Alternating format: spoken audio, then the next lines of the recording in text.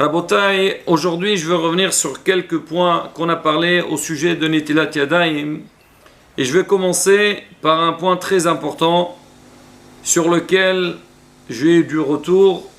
C'est une halakha qu'on a dit le dernier cours, que beaucoup étaient un petit peu surpris et même dérangés par cette halakha parce qu'ils n'ont jamais entendu parler et surtout qu'ils ont pris l'habitude de faire ça. De quoi je vais parler? C'est au sujet de consommer le poisson avec du laitage.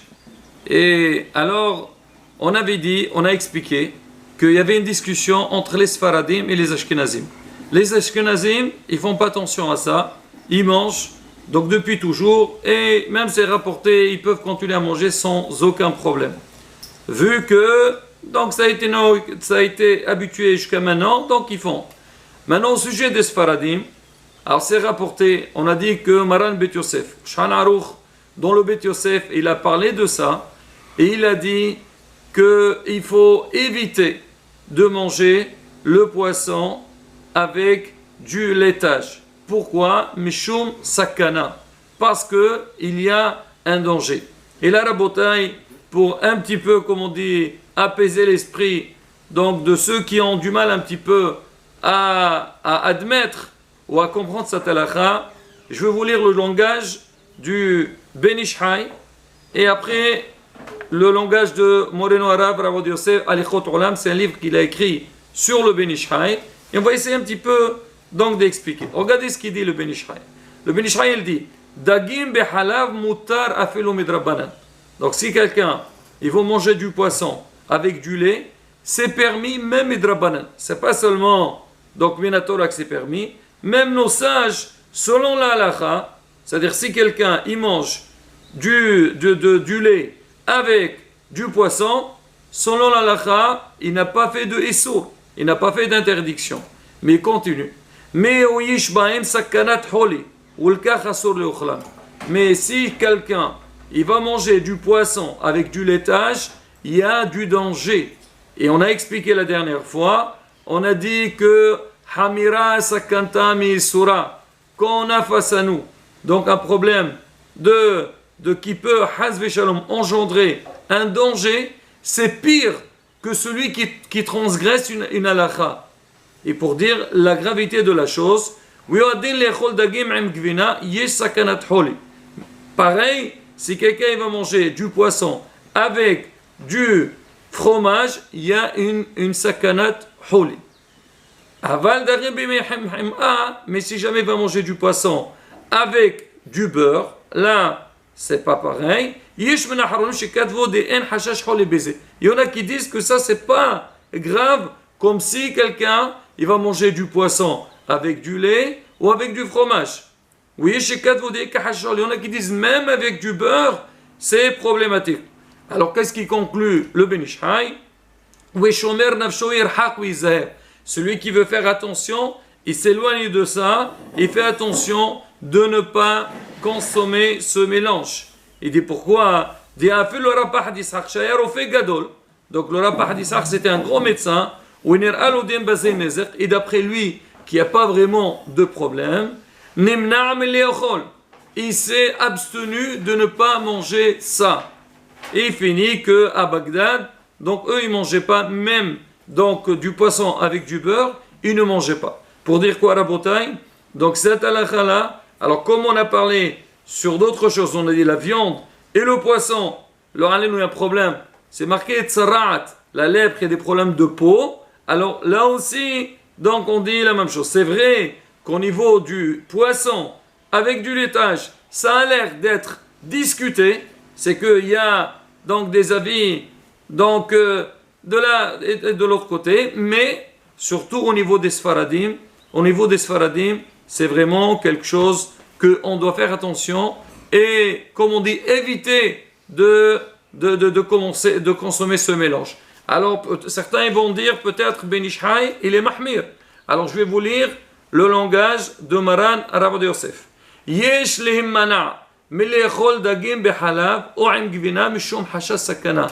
Il faut s'abstenir et ne pas manger le mélange du poisson avec du lait ou avec du fromage. Pourquoi? Parce qu'il y a un problème de sakana, un problème de danger.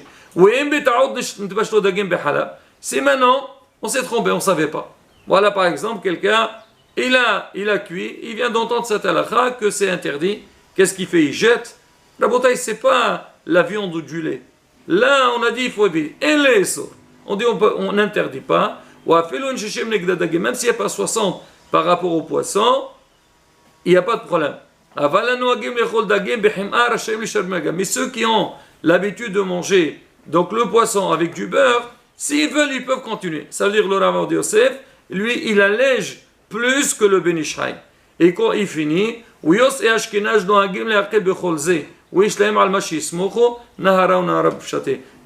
les Ashkenazim, eux, ils ont l'habitude donc de manger ça depuis toujours. Il dit, comme ils ont l'habitude, donc alors chacun il fait selon minhag. Rabotai, encore une fois, c'est vrai que les gens en règle générale, quand on leur enseigne des halachot un petit peu nouveaux, ou un peu, je ne veux pas dire bizarre, parce que ce n'est pas bizarre. Si c'est marqué, c'est quelque chose qui est basé, c'est pas n'importe quoi. Alors Rabotai, il faut savoir, dans la vie on apprend. De la même manière que beaucoup de fois, il y a beaucoup de choses qu'on était habitué à les manger, et un jour on nous dit faites attention. Aujourd'hui vous savez, alors ils mettent énormément des produits chimiques dans la nourriture, et ils nous angoissent la vie pour des choses que nous on ignore complètement. Qu'est-ce qu'on voit? Les gens ils s'arrêtent. Ah oui, il paraît, tel aliment, il faut éviter de manger. Tel aliment, il faut éviter de manger. L'homme, il prend ça en considération. Pourquoi? Parce que c'est un médecin qui l'a dit. Ou bien parce qu'on a vu ça, je ne sais pas moi, sur Internet. Ah oui, il paraît, on commence à partager. Et Rabotai, et l'homme, il devient un petit peu, donc il a un peu peur. Rabotai, quand il s'agit de la halakha, c'est marqué Ishlemana, il faut éviter. Alors, c'est pas la fin du monde. Et plus que ça, Rabotai. Encore une fois, c'est que les gens, bon, on va dire, c'est pas qu'ils sont dépassés, mais beaucoup de fois, on peut tomber sur beaucoup de problèmes. On parlait hier sur le Inyan, dans les soirées, dans les buffets, dans les stands. Aujourd'hui, il n'y a pas seulement ça, que dans les stands, on a le poisson et la viande qui sont mis un à côté de l'autre, et il peut avoir un hashash qu'on va toucher l'un, et après on va toucher l'autre. Même des fois, on ne sait plus. Quelqu'un, il m'a dit, il était dans une fête, il demande au serveur, c'est quoi ça s'il vous plaît? Il lui dit, c'est du poisson pané. Il dit, d'accord, très bien. Il commence à manger, et il sent que c'est pas vraiment le poisson qui s'attend. Alors il y avait à côté du riz. Il a dit, bon, je veux manger du riz avec un peu de poisson. Il mélange les deux. Et après, il s'avère que quoi? Qu'à l'intérieur du riz, il y a des petits morceaux. Et c'était quoi? C'était de la viande, c'était de la charcuterie. Là, Rabotai, il y a énormément de mélanges. Et c'est marqué, Shimshmor, Sakana. Il y a un problème. Des fois, on se pose des questions. Pourquoi on a tel et tel problème? On dit, Shomer Petayem Hashem. Qu'Hachem, il protège les ignorants. Bien sûr, Hachem nous protège. Mais quand on est informé sur quelque chose et qu'on nous dit qu'il faut faire attention, il faut éviter, même qu'il n'y a pas vraiment de Issour, combien on doit faire des efforts, et bien, Hachem, Baruch Hachem, aujourd'hui la nourriture ça ne manque pas, il y a une possibilité. Il y a quelqu'un, il devait faire un kidouche. Ah, il voulait un petit peu, comme on dit, gâter ses invités. Il a entendu cette halakha, il m'a dit laisse tomber moi, je ne vais pas faire de viande. On va servir au début que du poisson. Après, on a fini, on passera à la viande. Bah, kolakavod. Alors, s'il y a un problème par rapport à l'halakha, et pourquoi pas, et surtout la bataille, on dit encore par rapport au corps. Hachem pour qu'on puisse déjà être au courant de toutes les règles, tous les halakhot, tous les sourim, et même les choses qui peuvent nous endommager. Et sheniske bezat Hashem letar lech betakwa ishara. Amen. Ken ya rason. Hesqo. ويمسوا